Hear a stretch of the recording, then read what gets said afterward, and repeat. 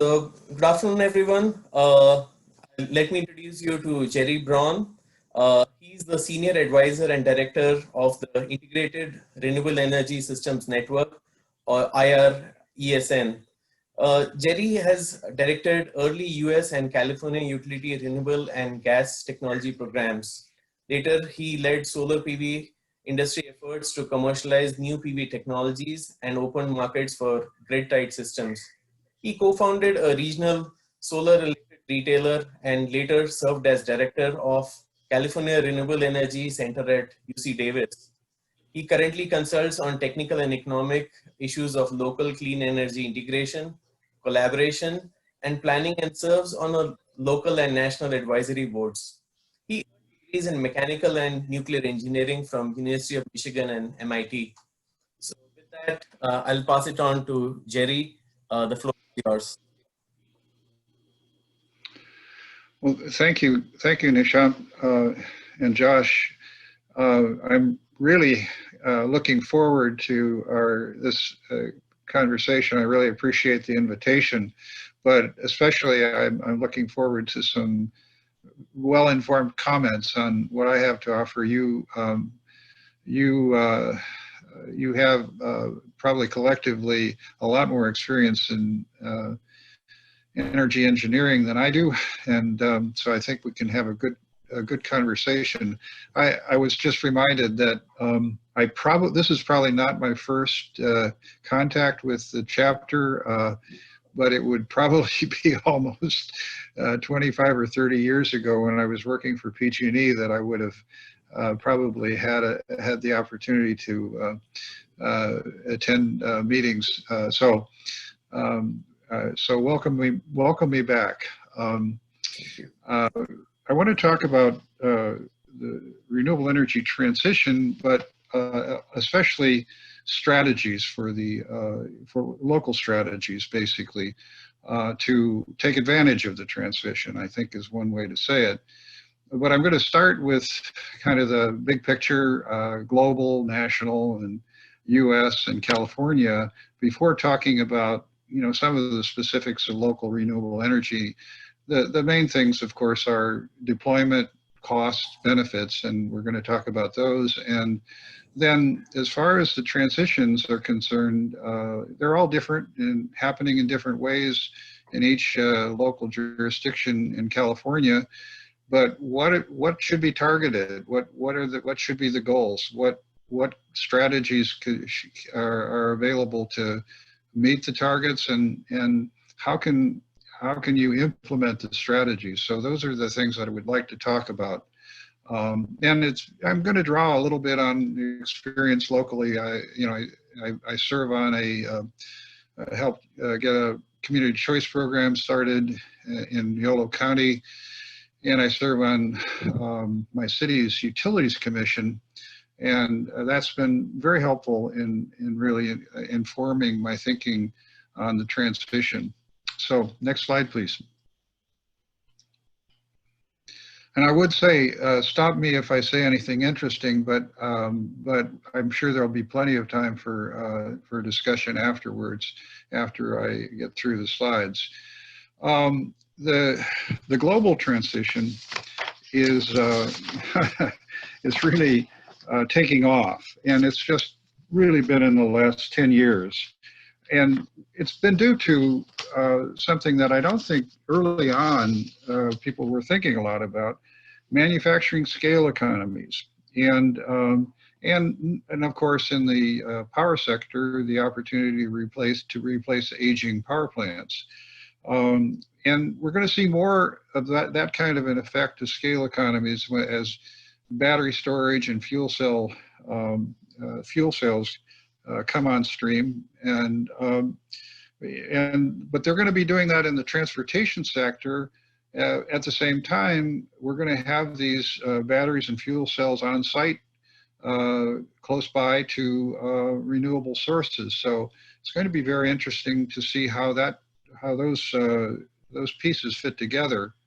And one thing that is kind of a late blooming, hot 40-year-old hot topic renewable hydrogen. And the reason it's now suddenly a hot topic is it's affordable. The big problem with hydrogen as a storage medium and transport medium in the past has been just that it's expensive, and you certainly at one point couldn't afford to make it with any way. There were several ways of doing it with renewable energy, but it wasn't affordable. Now it probably is getting to the point where it's very, very close, and has some extra value because of the seasonal storage requirements that are increasing as more variable renewables come on stream. Next slide, please. One of the things that I think it gets kind of overlooked for some reason. I think we all, there's a huge amount of focus on electricity, and that's appropriate because, because electricity is really very important and we're using it for more and more things. But replacing transport fuels and heating fuels with electricity is another big lift beyond just getting to a higher percentage of renewable electricity for electricity alone.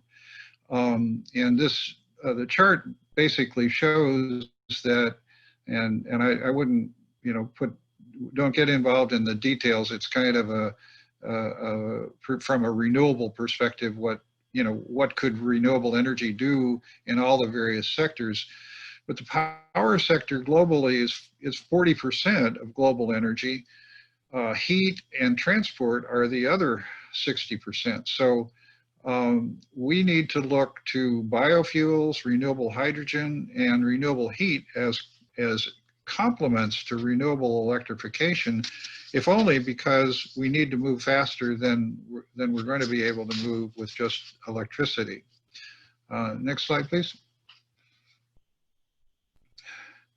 Oh, this Nishant and I had a conversation about net zero buildings and net zero carbon buildings, and I've been involved personally in some projects in that area.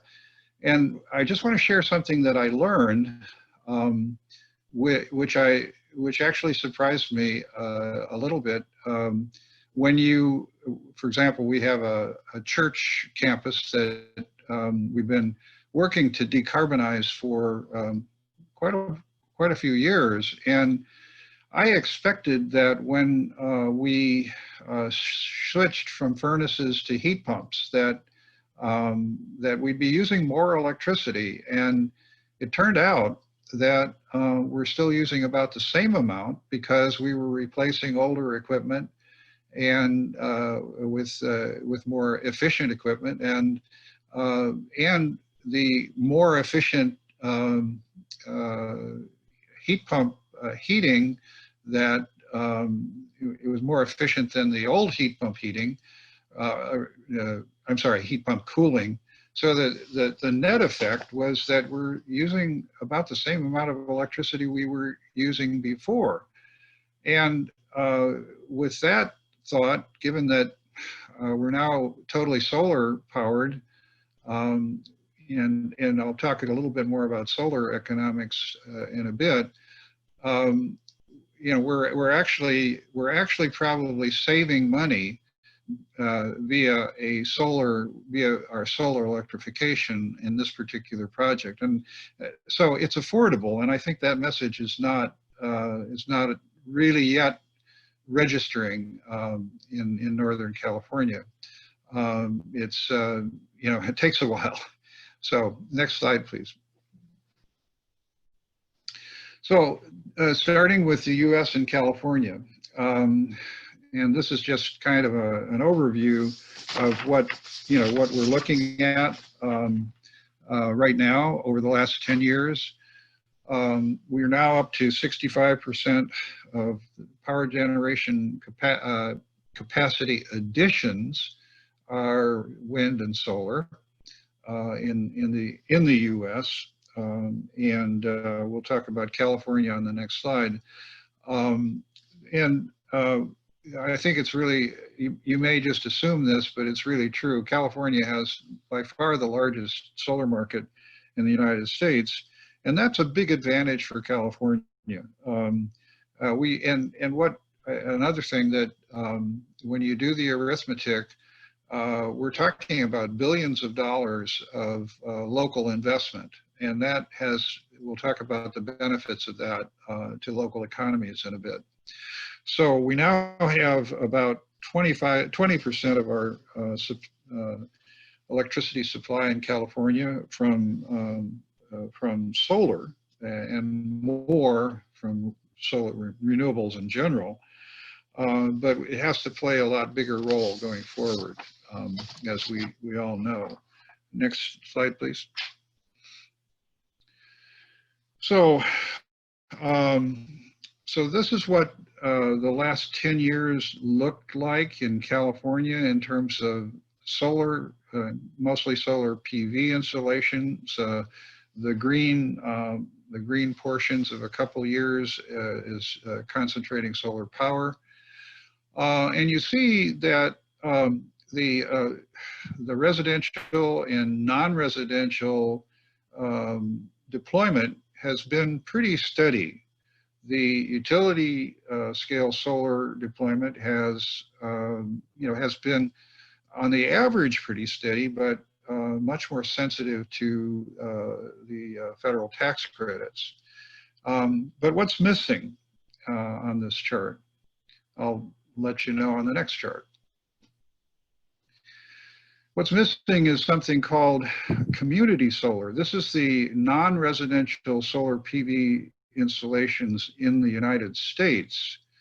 And if you look at the years starting in 2016, and if this were a curve rather than bars, the curve would look very different in the United States versus California. Why?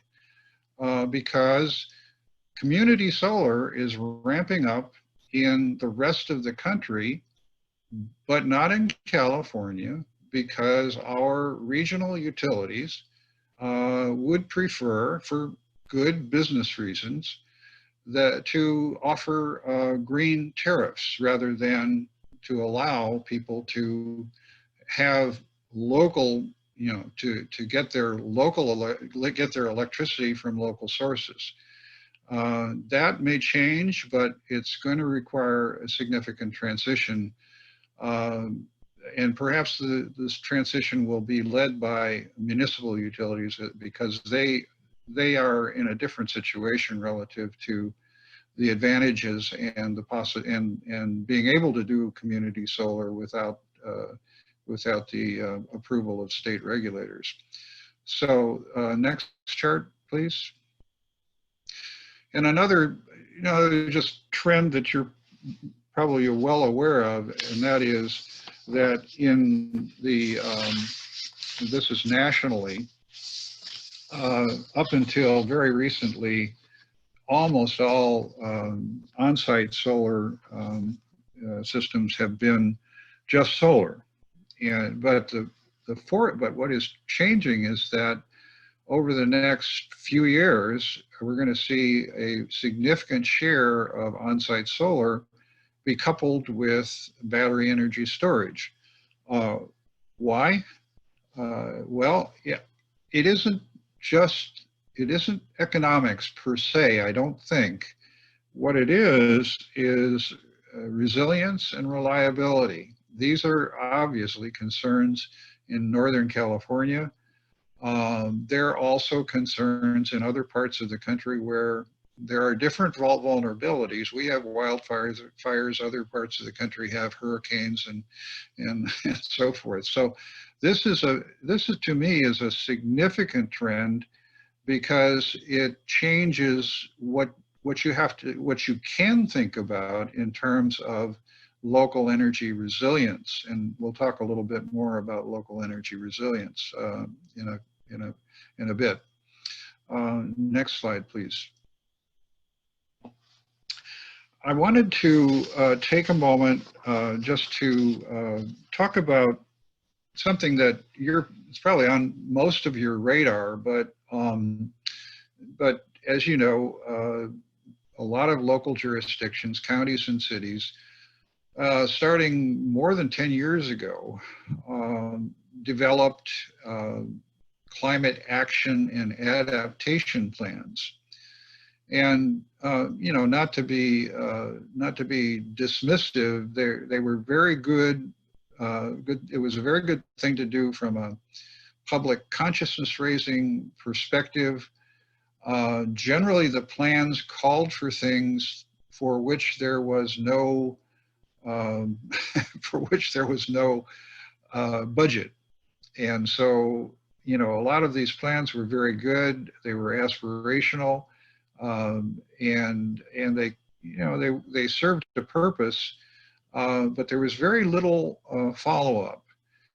And now we are much more aware of how important carbon is in our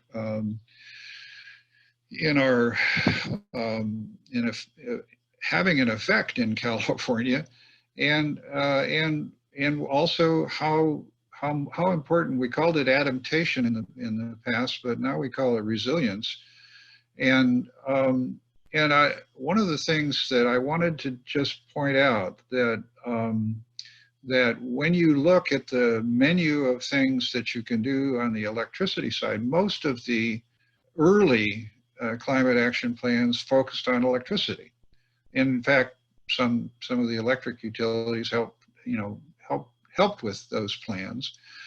Very little attention was given in the original plans to natural gas, gas fuel, and now, as you probably know, there's a lot of interest in electrification as a decarbonization strategy.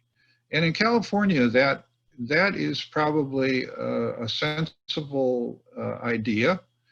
But the question is, how fast can you move toward a carbon neutrality goal at the state level and local level? You can move a lot faster if you are doing things on both sides of the equation, on in decarbonizing your gas fuel as well as decarbonizing electricity. And so there are some things that are that are already elements of plans that are being implemented on both sides. There are also things that will be ready in 5 or 10 years to implement. And so the plans need to be not just what are we going to do right away, but what should we be prepared to do as new technologies come on stream.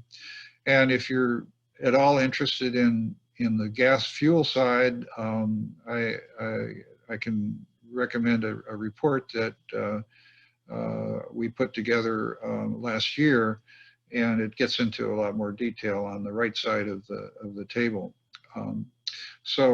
Next slide, please. The map is something that I asked a couple of friends at the Energy Commission to help with, and they did, and I really appreciate it. What I was interested in was in looking at utility scale and behind the meter solar on the same page, and as opposed to the maps that the Energy Commission prepares are generally about utility scale renewables, and I thought it'd be good to kind of see what it looked like when you put both behind the meter solar and utility scale solar on the same map. So the purple is all behind the meter solar, and of course there are other, all the other utility scale renewable projects, which are not as well evenly distributed across the state as local solar. And you'll notice that the solar photovoltaics is behind the meter solar photovoltaics is almost at the same scale or magnitude, cumulative magnitude as utility scale solar photovoltaics. And so we have a really good balance in California. That is really the reason for pointing this out is that I think it's an opportunity for California, whereas the rest of the country hasn't had the retail infrastructure in place for behind the meter solar, and as a result, if you just look at the U.S., it has a utility solar sector that's 4 times as large as the local sector. And I think that differentiates California a bit and gives us something to really work with in terms of the local renewable transitions. So next slide, please.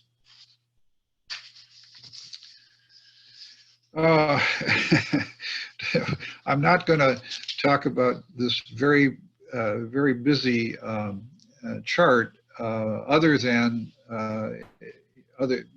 what it does. It shows something that I think you're aware of, and that is that prices have come down for all sizes of solar PV in the last actually this only shows an 8-year window, but looking at the data in more carefully, what jumps out at me is that the comparative economics of centralized and local renewable production is shifting in favor of local production. The gap, in the absolute gap in terms of installed system costs between large and small systems is shrinking because the cost of all systems is shrinking. And so you really have, you need to think a little bit more carefully now about the balance between how much you deploy at the big scale out somewhere on the transmission system versus how much you deploy locally, and needing to recognize that the costs of the transmission expansion that you're looking at to accommodate more utility scale solar and wind, but in California mostly solar from here on, that the amount of transmission and the cost of transmission, the costs of that kind of expansion of renewable capacity statewide is going to be increasing as you get to higher percentages of renewables, variable renewables on the big grid. So so we've got a kind of this new strategic trade-off at the state level. I'm not sure anybody's looking at it, but it's going to be important. And I think there's a reason to look more carefully at local renewable transitions because of that. So let's see, the next slide, please. So that's one trend. The cost is a big trend, of course, but costs are going to continue to go down, but obviously they've come down a great deal. You're now looking at production costs in the range of cents per kilowatt hour. The purchases that we're making in our community choice program, the bulk energy prices in the 2 cents or so per kilowatt hour range for large, for solar electricity that we import from the best possible sunny areas. And it's more expensive to do smaller projects locally, but again, the difference is not as big as the amount of the additional charges that are put on the electricity you procure from, that's imported into a local area. The cost difference between generating it locally versus the cost of transmission is the energy is cheaper. The problem is, of course, that the way things are regulated, the way the investor-owned utilities are regulated, their costs that they charge customers, basically all electricity, no matter where it comes from, gets the same transmission charges are added. Even if the electricity never even enters the transmission system. That's something that probably is going to have to be rethought, although the attempts to rethink it so far have been pretty unsuccessful. There was legislation proposed, and that it didn't go anywhere. And so it's on the radar. It's ahead of us. But the other trends are, public safety power shutoffs. Guess what? The reliability isn't what it used to be,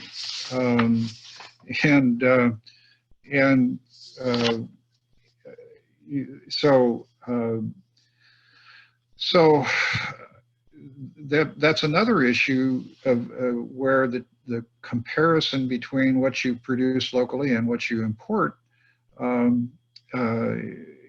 is changing. And we're now talking about resilience. What resilience means, restoring energy service in an energy context, restoring energy service quickly and indefinitely.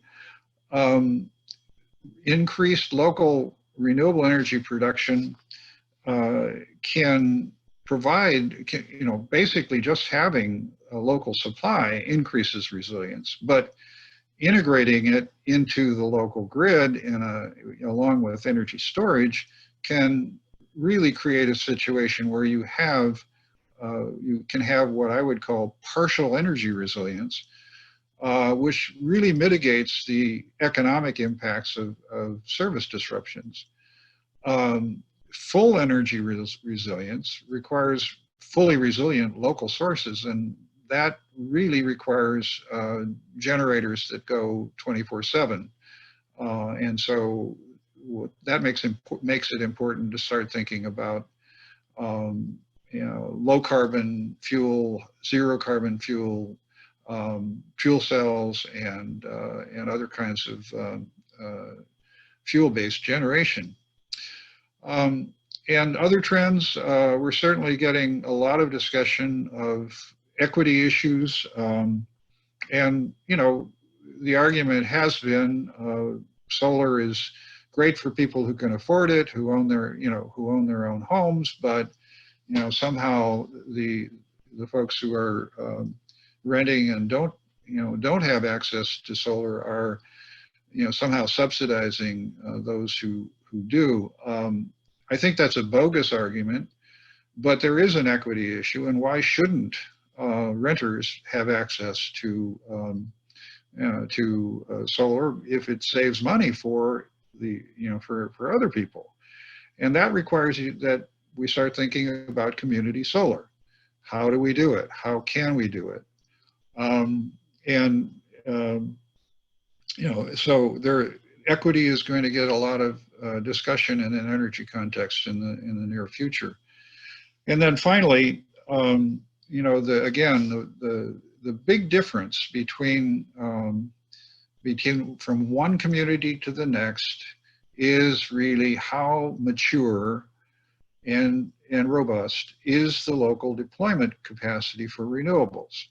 And we're very fortunate in California because we started early, and people got into the solar business 30 some years ago, and the market has grown thanks to the California Solar Initiative and so forth. But there's a lot of disparity from one city to another and from one county to another. There are some, we have about 1,000 solar retailers in California, and some counties have one, if they're lucky. And so we've got to look at that, those differences as well. Next slide, please. I've been very interested in you know, the problem of counties and cities, you know, finding money to actually, you know, implement climate action plans. And so I started a few years ago to do some arithmetic to kind of help local jurisdictions see the economic benefits to the local economy that might justify putting some money aside for, you know, having more local renewables, more deployment locally. Now, this is Yolo County. Yolo County is where I live, and it's a mixed county between rural and urban, small county, and solar has really done well in Yolo County. We get about 12% of our electricity in Yolo County from on-site solar, on roofs and parking structures and what have you. That's the whole county's electricity demand, and it was less than 2 years ago, it was 9%. So it's going up. But what I'm interested in, and what I wanted to mention, is that there are you know, this is worth something to the county's economy. And my estimate of just the job creation and the avoided grid electricity costs amounts to about $90 million a year, or at this point. And that's not insignificant to a small county. But you're also looking at a benefit that is a lot harder, benefits that are a lot harder to monetize in terms of, you know, how much are you saving because you're not losing so much economic productivity during public safety power shutoffs. You're recovering faster from disasters and so forth.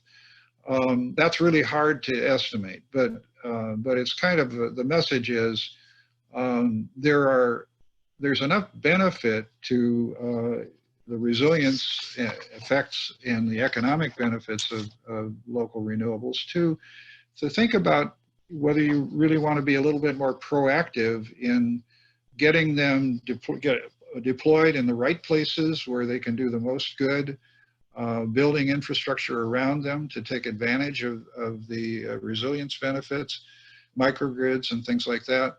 So this is just kind of part of a conversation that I hope will happen in more carefully in the future. Next slide, please.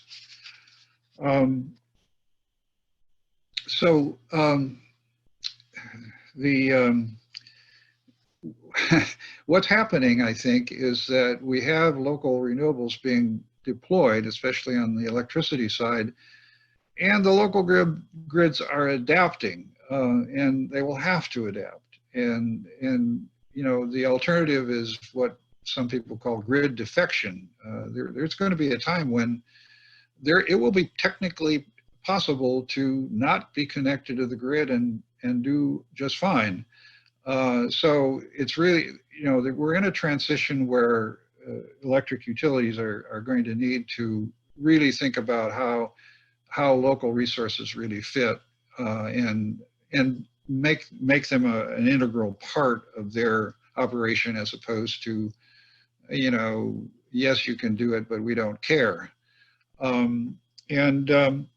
So I'd mentioned municipal utilities. Municipal utilities have more flexibility to implement local renewable transitions and capture the economic benefits.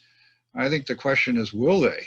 You know, they tend to focus on, you know, their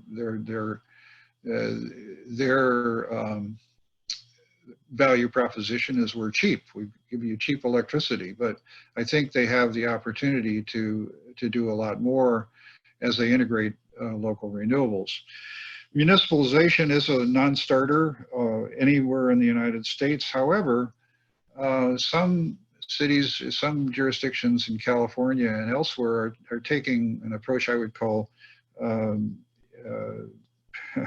incremental or region or partial municipalization at the grid edge, taking, you know, for new developments, having them municipally, the grids and the new developments locally owned and operated. I think that's an interesting possibility for the future. But generally, we need to see a lot more working engagement between local governments and electric utilities. And it's something you don't do if you have complete control, but I think we're getting to a point where nobody has complete control and people need to work together. Next slide, please. Just a bit in terms of what are the main targets for you know, working between utilities and local jurisdictions. I think there are three basic ones, and I would put net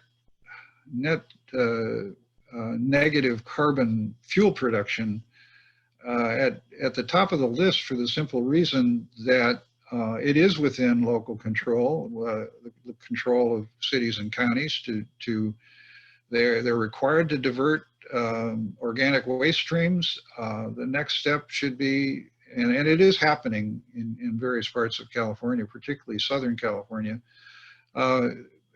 diverting those waste streams to produce what the gas utilities call renewable natural gas. I would call biomethane, but these fuels can be very carbon negative because the alternative to the alternative to to having the methane just ferment, be produced with waste that's not being processed and get out into the atmosphere. It's a lot better to collect the methane or produce it intentionally and then burn it. But also net positive renewable electricity. You can put solar on your roof and you can produce as much as you've used historically, but if you're really going to decarbonize existing buildings or existing campuses,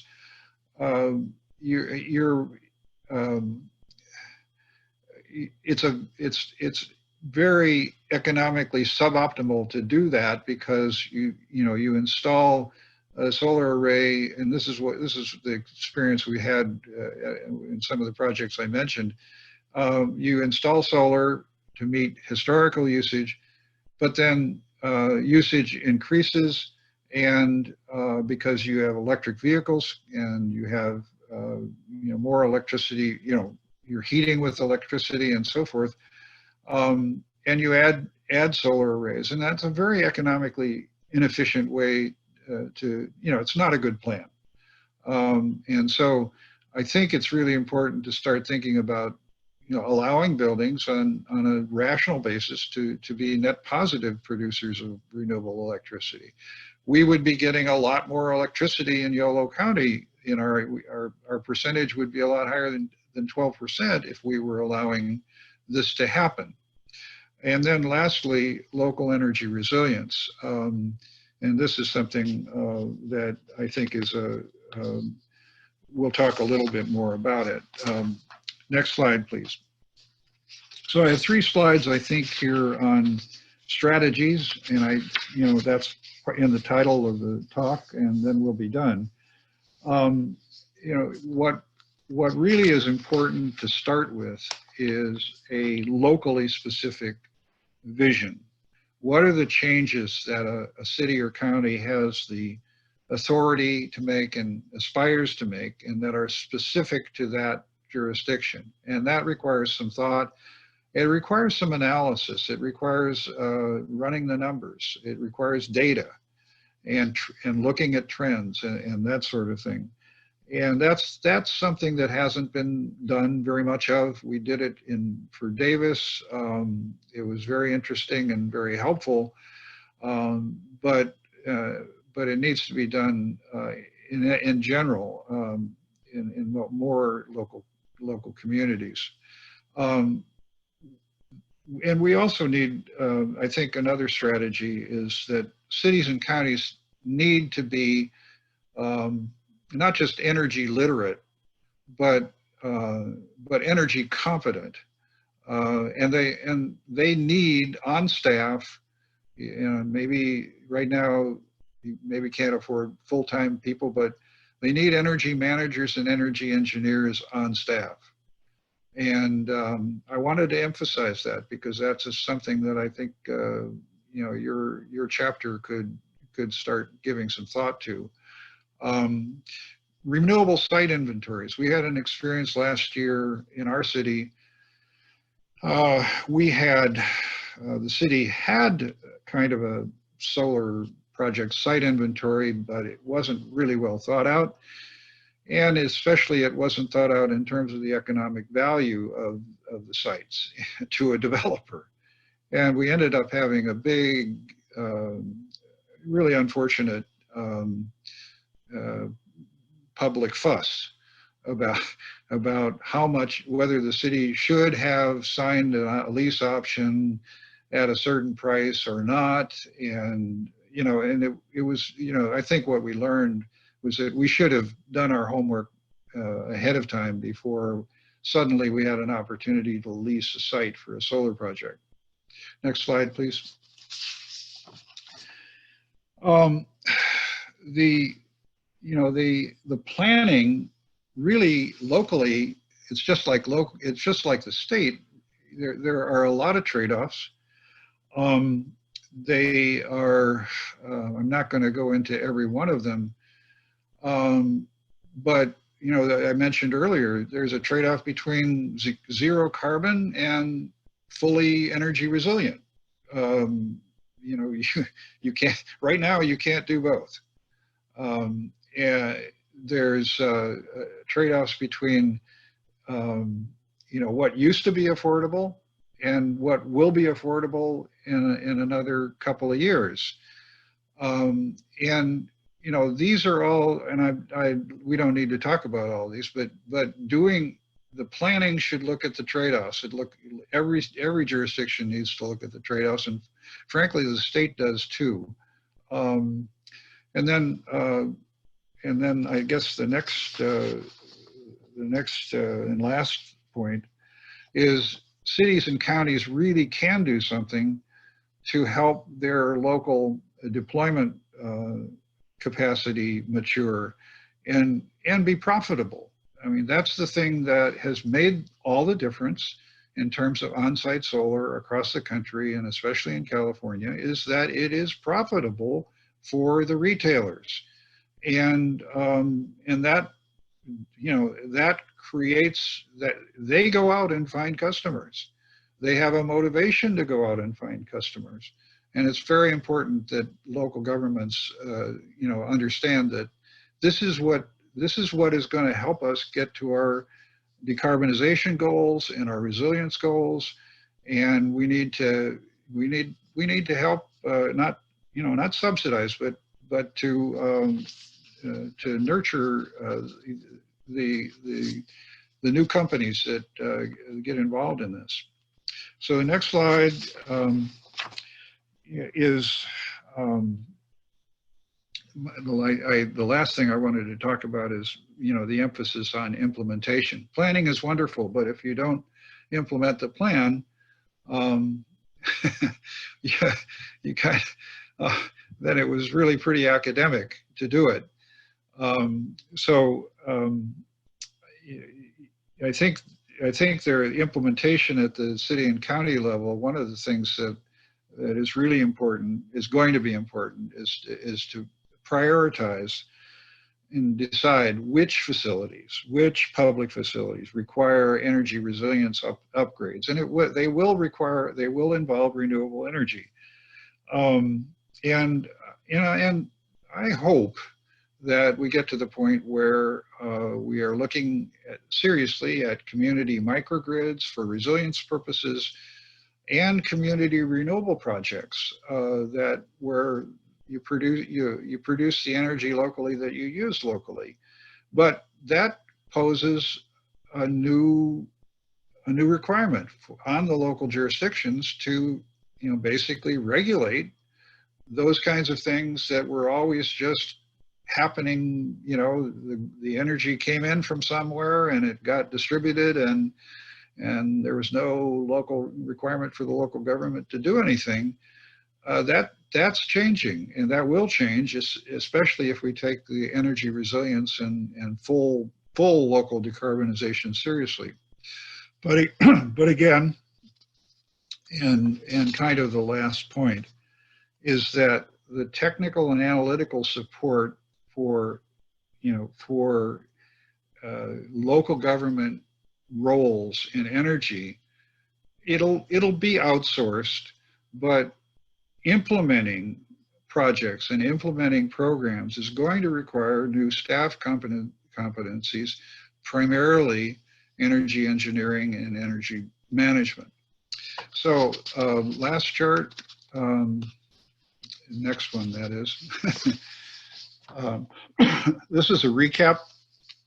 I don't need to read it to you. I'll give you give you 30 seconds to just read it. This is kind of what I intended to say, or what, the main points, and then we can have a conversation.